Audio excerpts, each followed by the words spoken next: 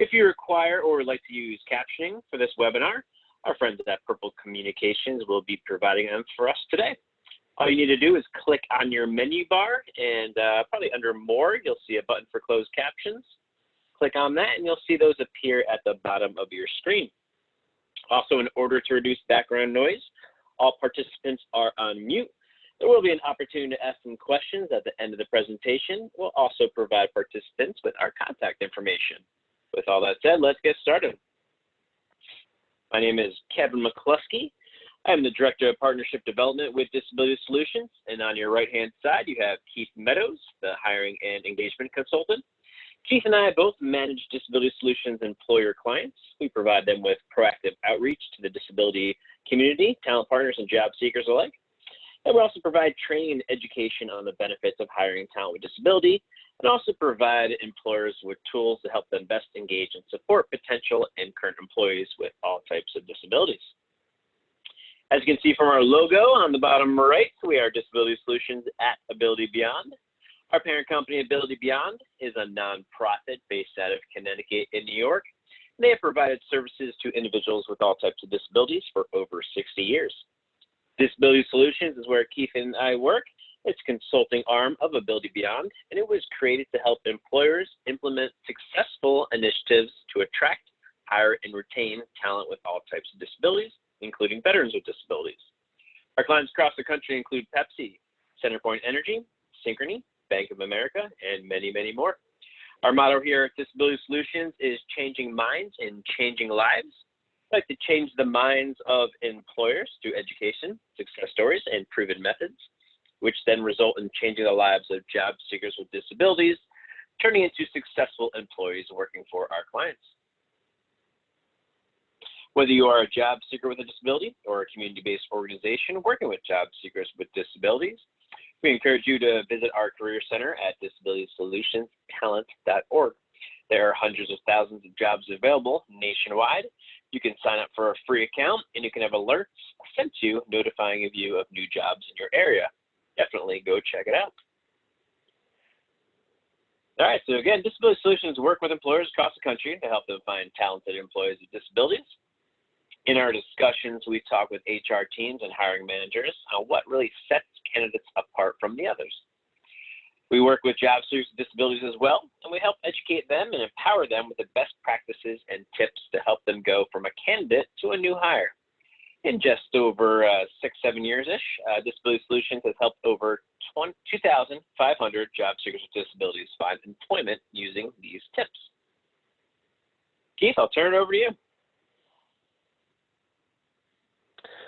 Thank you, Kevin. So you may have thought about why companies would ask you questions like, tell me about your biggest weakness, or tell me about a time you failed at work. And, it seems like every company has interview questions that are like this, and yet we almost never encounter these questions in everyday life. Companies usually ask these types of questions for a number of reasons. First, they're looking for your real-life work experience examples so they can evaluate how you acted in certain situations and see if that matches up with who they are looking to hire. Second, they want to get a read on your interpersonal and your emotional skills. Are you comfortable talking to people? Are you nice? Do you get flustered or angry? Are you arrogant? Are you too shy? But most importantly, they are waiting for you to tell them more information than they need to know, or they're looking for red flags that would let them know for sure that they don't want to hire you. And most of us, have fallen into this trap or have come close to falling into this trap. We get nervous and we talk so much with our answer that we usually end up giving them our life story. And sometimes that story contains information that can be used against us in the hiring process. And, think of somebody interviewing for a forklift job. And, when they get asked the question, tell me about your greatest weakness, they ramble for 10 minutes and then let it slip out that they've, wrecked a forklift a couple of times. That's not too good, right? But for our purposes today, we want you to think of every question that is asked of you in an interview as boiling down to essentially the same question. Why should I hire you? every question an employer asks you really can be all linked back to this magical underlying question. And that can really help you focus on your answers. So first, it's important to take a look at why we struggle with these types of questions. And if you struggle, you're not alone. Most people do not do a very good job of answering these questions. The big reason is that we don't really practice these questions at any point in our daily life. If you think about that, has anyone ever asked you, tell me about your greatest weakness when you were at the supermarket or at a family gathering? I'm willing to bet that the answer is probably no. But really, the only time we ever get to answer these questions is when we're doing an interview.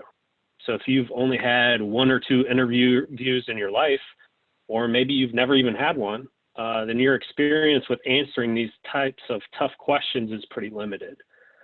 These questions also force us to think of very specific times in our work lives in order to be able to answer the interviewer's question. And this sort of quick thinking and immediate recall doesn't work out great for everyone, and it usually can lead to kind of the deer in headlights look where your mind goes blank or you get so nervous that you talk for a long time and you end up forgetting what the question even was. But we need to follow an answer strategy. Interviews are naturally uncomfortable, whether they're phone interviews, whether they're Skype interviews, whether they're in-person interviews, and they're strange for everyone, even the interviewers. But there are a few ways that you can get ahead. So we're about to introduce you to the STAR method of answering behavior-based questions as a powerful answering strategy. This is one way that you can set yourself apart and get ahead immediately. And another way you can get ahead is by realizing that almost every company uses these types of behavior-based questions.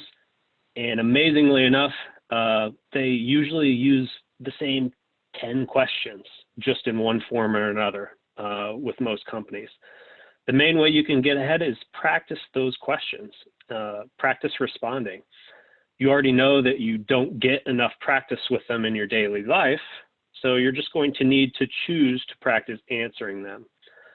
Shortly, we're going to go through the most common and the toughest behavior-based interview questions. And the best way that you can get ahead is practice answering those questions. You can even practice them if you already have a job, because the great news is that the more practice you have with them, the better your interviewing skills will be when you need to get a new job, or maybe you're interviewing for a promotion. You can write down the questions, you can write down your answers according to the STAR method. You can role play with a friend or a spouse, have them ask you.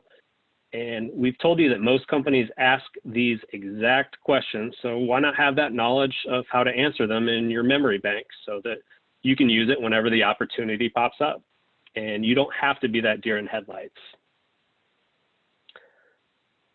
So common mistakes, if we're all honest with ourselves and we think back to some of our past interviews that maybe didn't go so well, it's likely that you made one of these mistakes.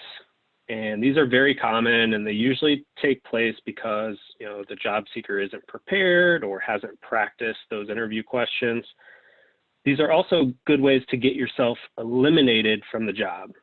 And we've touched on some of these already. Talking so much that you forget what the question was, giving one-word answers, getting angry, using examples that make you look bad, forgetting to highlight your strengths, and giving away personal information. Remembering that every question that you get really is, why should I hire you? None of these common mistakes give the employer a great answer to that question. I'll throw it back to Kevin. He's going to take the first question, tell me about yourself, and show you how to answer it. All right, so before we jump into the STAR, let's talk about the SET. A great way to answer questions like, tell me about yourself, or why you're interested in this position or this company, is using this SET structure. As we've been reinforcing throughout this presentation, you want to continue to discuss your skills, your experience, which also includes the time you spent on those previous jobs. Remembering the SET structure will help you hit on all three topics when explaining how you are a great benefit to employers. All right, so as we discussed a bit earlier, often the first test of the interviewer will throw at you is, tell me a little bit about yourself. Now, when I make this request to job seekers, I often hear information that really isn't any of my business, and it doesn't tell me about the individual as a potential employee. Again, so employees typically don't want to hear your personal business, or they don't want to hear your favorite type of food. They really want to hear the skills and work ethic you are going to bring to their company. Remember, you are selling yourself as an employee. Put yourself on the other end of the table and think how personal information could be heard, especially candidates with disabilities, specifically visible disabilities. There's that tricky area whether or not to address your disability in an interview. Many job seekers' disabilities actually fall into a pattern of talking about their disability and how it has been an issue at the workplace. Instead of retelling those negative stories which you might have had, really use this opportunity to talk about some success you've had as an individual with disability, possibly using your disability as an ability to be a proactive and productive worker. Perfect example is some employees I work with who are deaf, and they discussed how they were able to teach signs to their coworkers on the floor so they're better able to communicate and get the job done. So tell me about yourself. It really is an opportunity, again, to sell yourself as an employee. This moment is the perfect time to tell your short story of employment by hitting on your skills, the S, your experience, the E, and the time you were there. Then you want to close it up with a nice wrap-up line, such as, and that's why I'm a great fit for this role. Always remember to summarize and hit on information that connects directly to the current position you are interviewing for. All right, so let's give it a try. Tell me about yourself. This is a bad example that I've heard. Well, I was born in 1981. I'm married. I have 3 kids. I went to college in California. Then I moved back to the East Coast when I was around 21. I like to spend time with my family, and I also have 3 dogs and 2 cats. My kids have really bad allergies that have really kept me at doctor appointments lately. I don't know. Did that answer your question? This is real life answers that we've gotten before. So this is a bad example for a couple of reasons. First, it gives you way too much personal information. You let them know you have kids who have medical issues that could lead to you calling out frequently. They may or may not be true, but this is what some interviewers might be thinking. And number 2, you also didn't mention anything about your employment skills, nothing at all, which is why you were there in the first place, right? So the interviewer isn't going to hire you based on this answer. Use less personal information and more relevant work experience. So here's a good example. Well, I'm a customer service professional. I'm experienced in conflict resolution and relationship management. The S, I spent 5 years in a call center environment with company Z, where I was promoted twice, and I'm currently the manager there. I really enjoy helping people, I like helping people in general, and I like to solve problems. I've been in customer service for the last 12 years, and I would love to bring this experience to your company. Pretty solid answer. And this answer follows the set structure, right? Gives the interviewer a good idea of where you worked, what kind of skills you have, and how many years experience you actually have on that job. This is the information they are looking for in this question. Now, how about why are you interested in blank? Another typical question you get. And as mentioned, we hear employers' frustrations that the candidates know little or nothing about the job or the company they are interviewing for.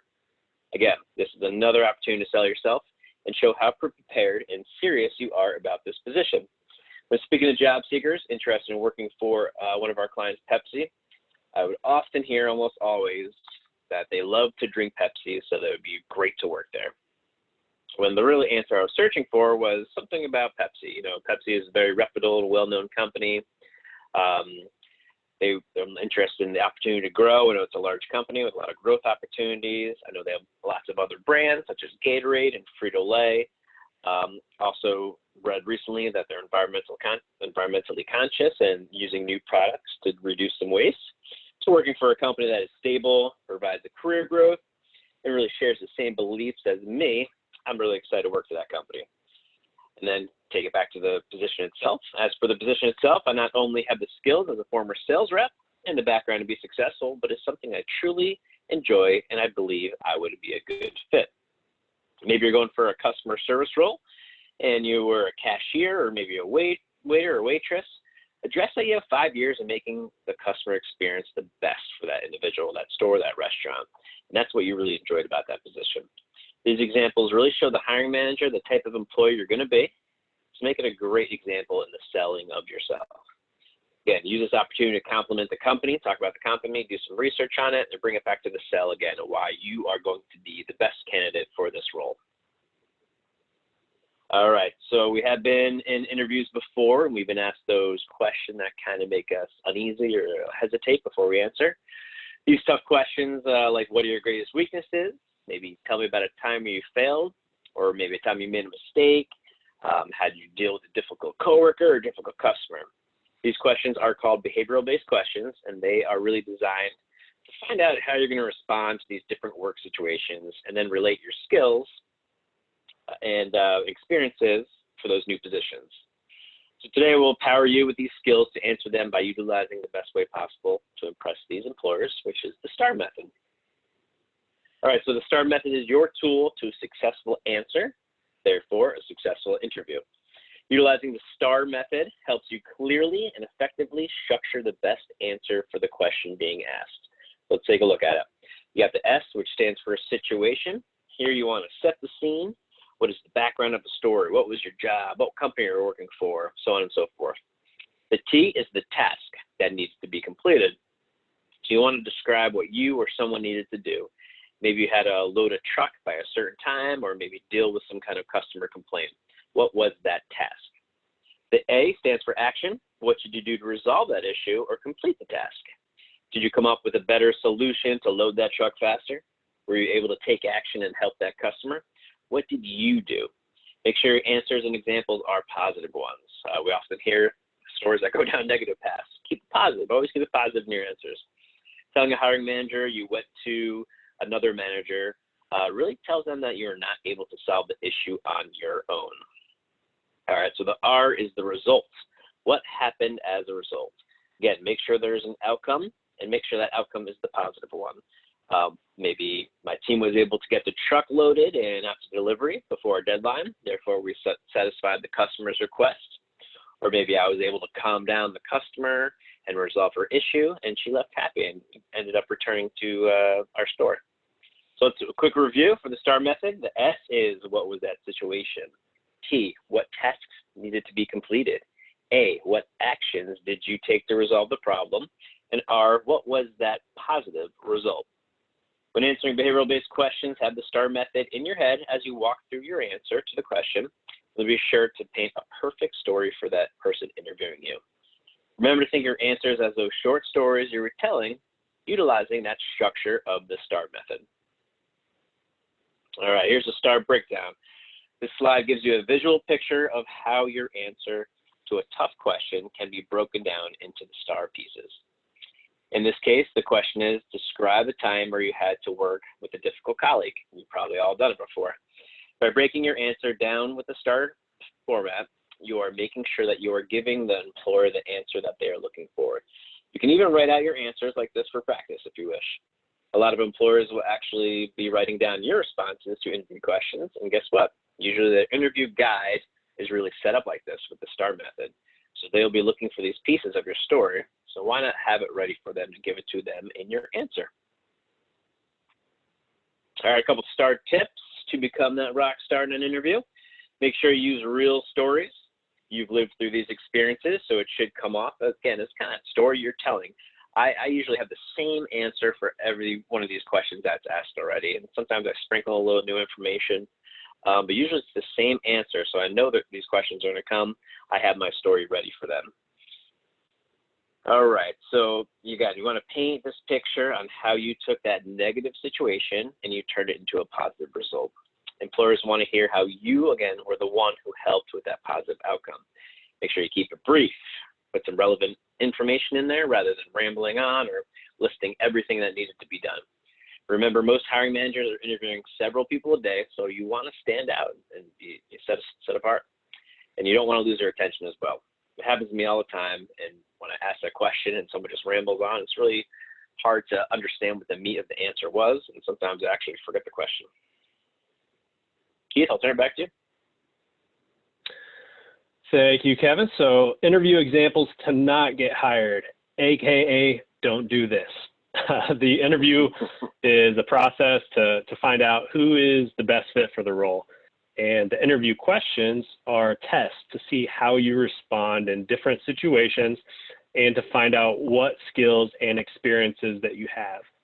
Remember to set yourself apart and not give answers that lack substance or a real answer. The STAR method is a proven way to give the best answer the employer is looking for. Let's look at some examples that are sure to not get you hired. Employers want answers that have substance. A one-sentence answer that doesn't provide an actual answer is a surefire way to not impress them. A few examples here: I never make mistakes. Of course you do. We all do. The real focus of the question is, how did you learn from a past mistake?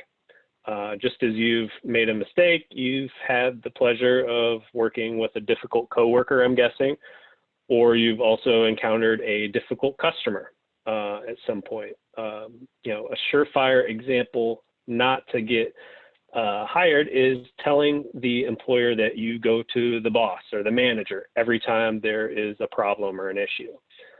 Employers and managers want to know that you're capable of handling issues on your own and that you can problem solve.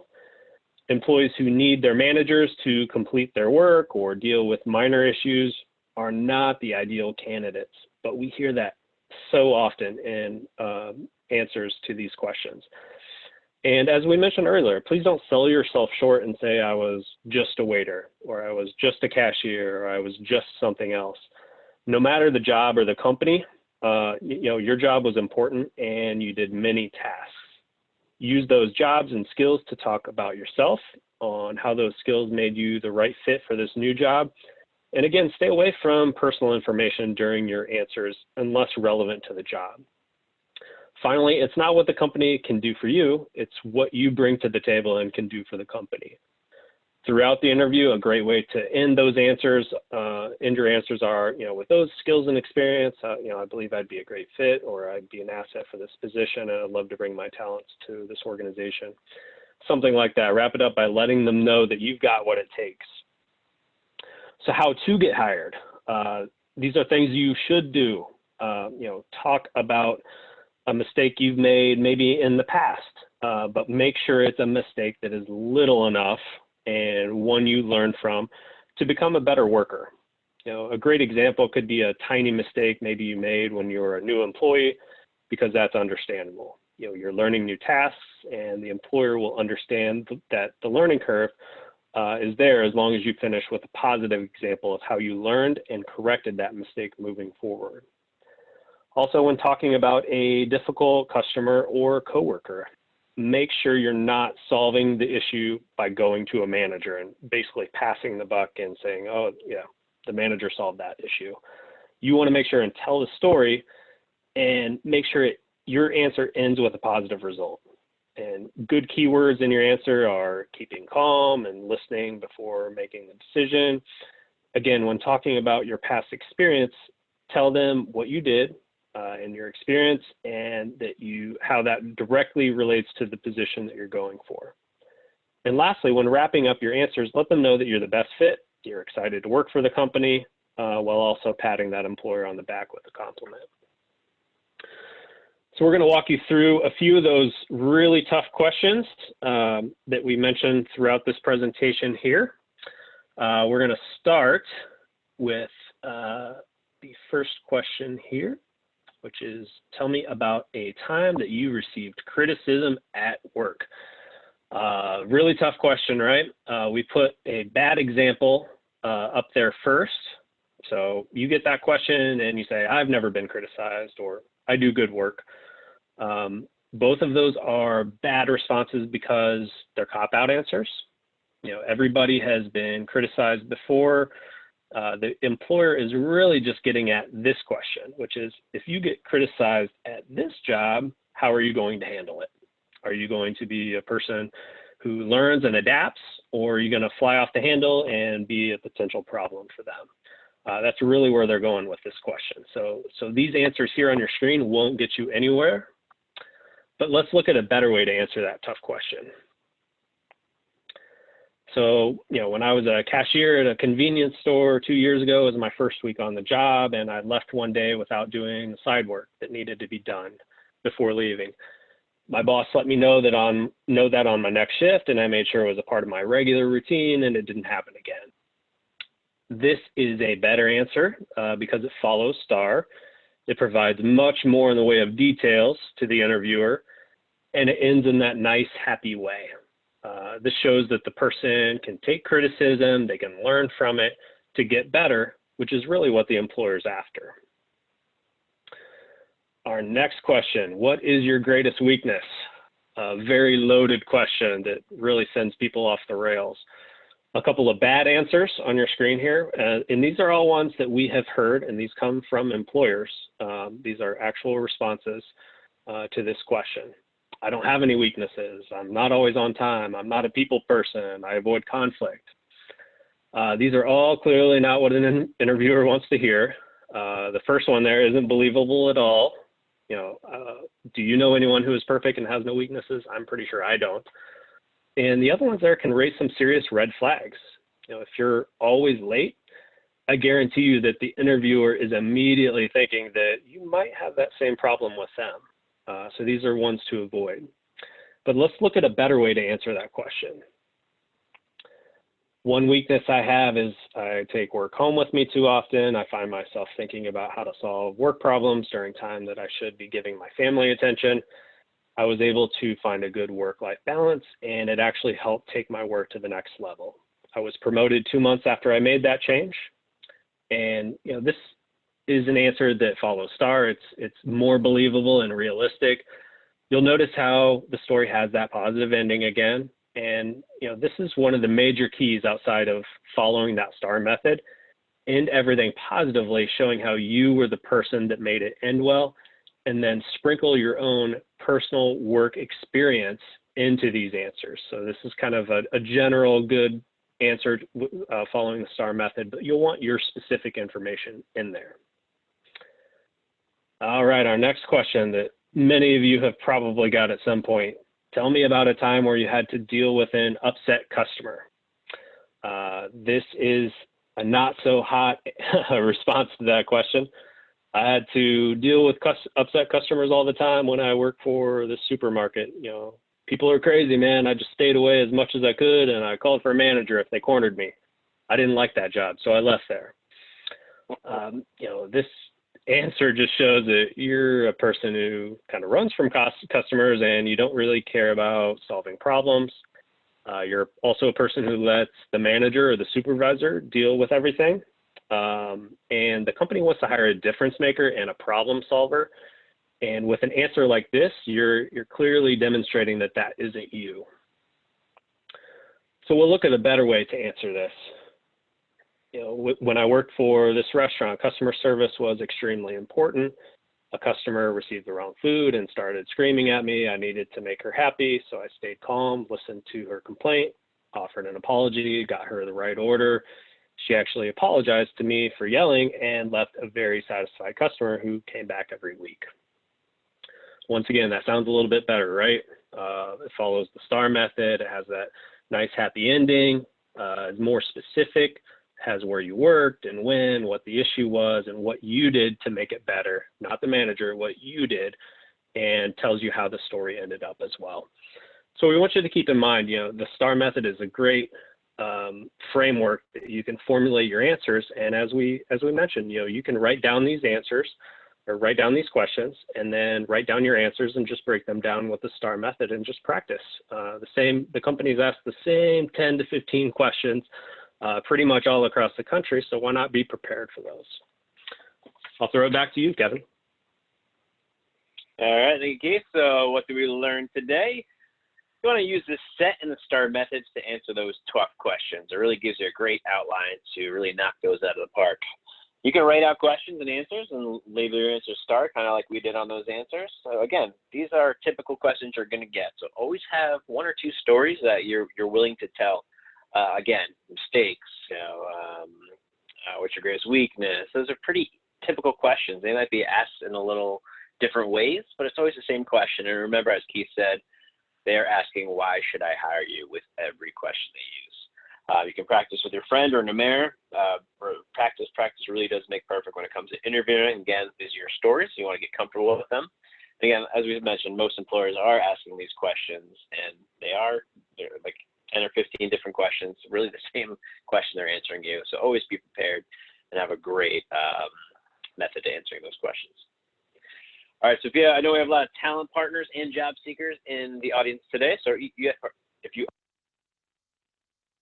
disabilities and you're not on our distribution list, let us know. Please reach out to us. We push out job resources and job alerts for people with disabilities all across the country. So please reach out to us if you're not on those lists. We also do some resource sharing. You know, if you have a logo you want to put on our website, if you want to do a blog or a webinar with us, feel free to reach out. We are ultimately trying to bridge you to employers that we work with to help them best meet their business needs with wonderful talent with disabilities. And we're a national organization, so we work all over the country. So if you want to be a part of it, please reach out. Again, the last push for the Disability Solutions Career Center. It matches job seekers with disabilities looking to connect with employers who are looking to hire people with disabilities. There are free job postings. It's free to sign up for an account if you want to apply. All these individuals will be hired by our employer clients. We don't hire anyone. And you can stay anonymous in your search if you prefer. You can upload a resume. You can do what you want. Make sure you go check out disabilitysolutionstalent.org. That said, we'll open it up for Q&A right now, real quick. But again, I'm Kevin Kleski on your left, Keith Meadows in the middle. Our website is disabilitytalent.org, the Career Center we mentioned before. If you want to reach out to us directly with any questions, if you want to do some one-on-one mock interviews before your interview, please feel free to reach out, info@disabilitytalent.org. Those will come to us directly. And again, if you have a question, you can hover over your menu bar, hit the Q&A button, and we'll be happy to answer any of your questions. Again, hover over the menu bar, hit the Q&A button. First request is to go back to the questions at the previous slide.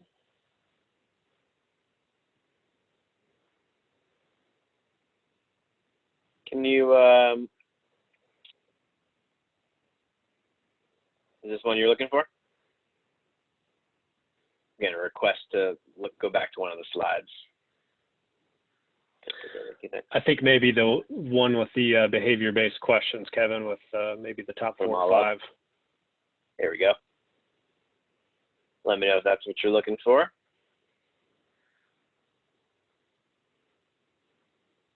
All right, quick question. Yes, we did record that. So the recording will be always on our website. You can find it under events and webinars. So this is available on demand for anyone who wishes to look at it, and some other ones as well on our website. So check those out. Thank you for that answer. So question, Keith, I give this one to you. How to remain calm during an interview? Because they are very stressful, they're uncomfortable. Any tips to remain calm during your interview? Yeah, I would say a couple of different things. So, I mean, it really depends on the interview. You know, right now, people aren't really having on-site interviews. They're more Skype and phone interview based. But, you know, if it was an in-person interview, always getting there early. I would recommend even, 30 minutes to an hour early, get settled in. What we see a lot of times is, people kind of just roll in there last minute. You're nervous, you're flustered, your mind's not right. Similar setting with, a phone interview or a Skype interview, but, just make sure that you're in a comfortable space, a quiet space. You could have somebody test call you or test Skype you, test the technology first. And, if it's a phone interview, they can't see you. So have your resume in front of you. Have, some of these tough interview questions with your star answers written out. If it's a Skype interview, you can maybe have some of that stuff up there, but just put it below the camera so that you can still see it and they can't necessarily see that you've got the information. And just keep in mind that interviews are unnatural from both aspects, right? Kevin and I talk to people who are being interviewed and people who are doing the interviews on a daily basis, and both of you are nervous. And so it's just realizing that that person who's interviewing you is probably, to some degree as nervous as you. So just focus on your skill set, what you bring to the table, and keep your discussions and your answers related to your skills and experience, and you'll do a great job. Yeah, really just preparation. Again, if you practice these are always typical questions they're going to ask. So if you know what you're going to say before going to the interview, they might ask a little, curveball around this question, but you always have your stories ready of what you're going to do rather than kind of pulling it out of the air when that question comes. So always try to be prepared as much as possible. Next question is, what are some questions that are good to ask the employer at the end of the interview? I'll answer this one, Keith. My favorite is really to ask questions where you have the opportunity to kind of jump on what their answer is. One of my favorite questions is, what do you like about this job of this company? And then they tell you what they like about it, and you can just throw it back and say, oh, that sounds really great. I'm really interested in what you just said. I'd like to do that. Company really sounds like a great opportunity to work for. I know I have those experiences to fit. I think I'd fit really good with this company. So asking what they enjoy about the job. Another one I typically ask is, what are you looking for in the perfect candidate? And then they kind of tell you exactly what they're looking for. And then you use that to kind of, use your experiences to blend into what they're looking for, the best candidate. So you can tell them about your experience, your motivation, anything that they say, kind of, mirror what they said and talk back to them and give those answers of your experience.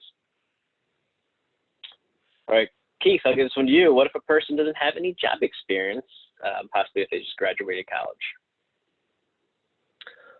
Yeah, absolutely. And, that's, I would say it's more geared towards what positions that you're looking to apply for, because that's not necessarily a deal breaker for companies. But we do want you to, check out that job description and make sure that you meet the qualifications and can fulfill the essential duties of the job, because what we've seen is that's the most important as far as narrowing down. So if you meet those, a lot of times when you're talking, you can talk about volunteer experiences if you don't have, job specific experiences. And a lot of employers are looking for great talent, and, especially with a great degree, you can kind of talk about what experiences you've had. We would want you to steer a little bit away from giving personal examples, because Kevin and I touched on that. Sometimes if you don't have, a long history of work experience, you'll kind of default to kind of talk about family related experience and things of that nature. My guess is at some point that you've probably had some work experience, whether that's years ago, whether, we talk to job seekers who have significant gaps in their employment. It may be 5 years since your last job, or, 9 years or 1 year. And, when employers ask that question, you'll want to have an answer prepared. And you've got a great one there because you just graduated. And so you're looking for, a great company where you can, grow and expand and develop. And we also want you to do research on the company and the position too. And so having that information and knowing why you want to work for this company, how, their values match yours, and having specific examples, those are going to give you an inside edge versus potentially, not having the work experience, if that makes sense. And also, you worked in groups for projects in college. You can talk about those difficult experiences of working with someone who's not a good team member, and how you kind of made them a better team member, or how you finished a project for a deadline. So you can use those experiences you have in school to relate to the job. Also, I think I think Keith, you mentioned, if you've done any work in the community, you can also use that as your work experience. Good question. All right, real quick, would you give ways people can research employers? This individual is actually a former HR manager who resented interviews who didn't know about interviewees who didn't know about the company, the mission, the values, testimonials. Yeah, again, I think we mentioned it today. When you go into an interview, make sure you know the job that you're going for. Make sure you know the employer that you're working for. Because if you don't know, you're really not going to be able to tell them why you're a really great fit. So go onto the company's website, look what they're doing in the community, what interests you about that company, why do you want to work for them? You should have that information and really understand what they do, what their mission is. So go on their website. Usually a lot, about us, some community events, go on the newswire, PR releases to learn more about the company. You definitely want to know the company inside out before going into an interview. And I would also just add briefly there, Kevin, if you don't mind, your job is to set yourself apart from all the other applicants. Most of those applicants are just going to apply to like a bunch of jobs, and they're not even going to know what the company is. They're not going to even know what the job description is. They're just going to submit that application. And so any research you can do on the company, how it matches your values, whether you like that they're involved in the veteran community, maybe you like that they're environmentally conscious, maybe, having those nuggets of information that you can discuss during an interview and having knowledge about the company are going to set yourself apart from everybody else, which is the name of the game here. All right, lots of good questions here. I think I answered some of these in some kind of way. All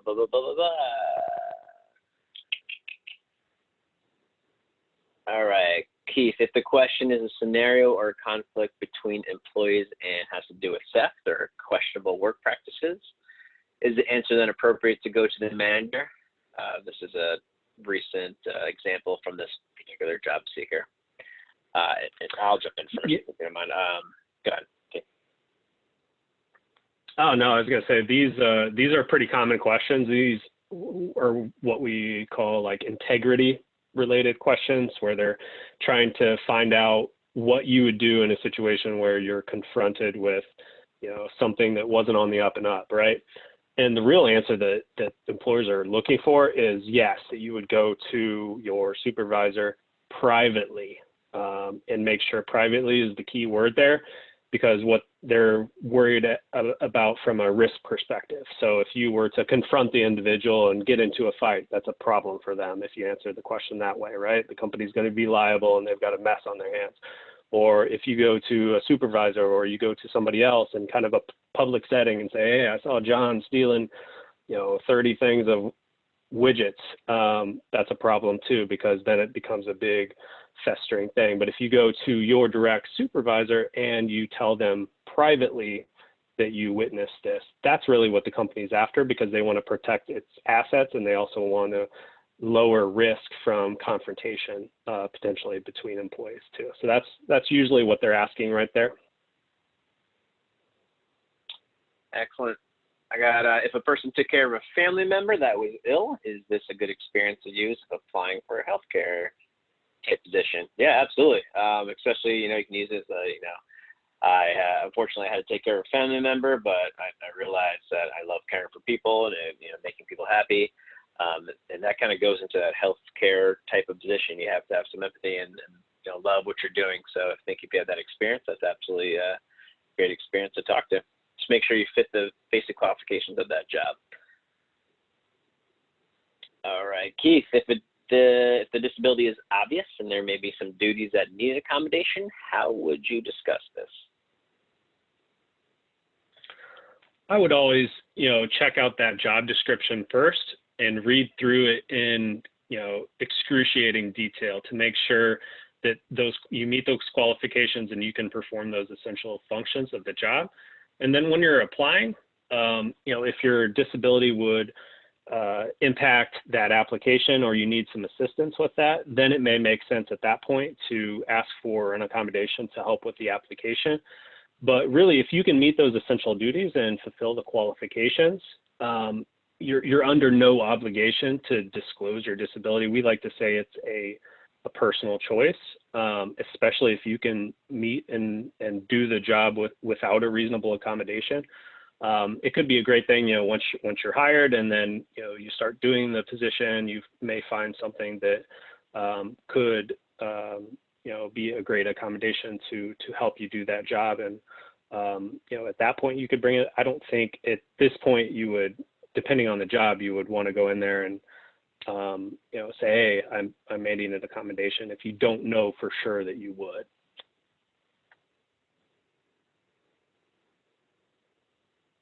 Excellent. All right, Keith, how do you explain being fired? Well, you want to do it positively. And that's Absolutely. sometimes difficult to do because when it comes to terminations, there's a lot of negative emotions, right? And what we see a lot with questions or when job seekers respond to that question, that negative emotion is still sometimes very raw and it comes across in your answer. So you want to make sure that that negative emotion doesn't come into play. And so you may think that your previous employer is, the worst person in the world, but interviewing with a new company, you can't say that because, they don't know the situation. And even if you went through and explained the entire situation, it's probably going to take too much time and, it's not going to work out. So you want to make sure that, I decided to pursue another opportunity and it didn't quite work out. Like there's 1,000 different ways that you can say it. And if it comes down to, usually most companies at the very beginning will ask, have you been terminated? Yes or no? So you'll usually have to answer that question in a phone interview.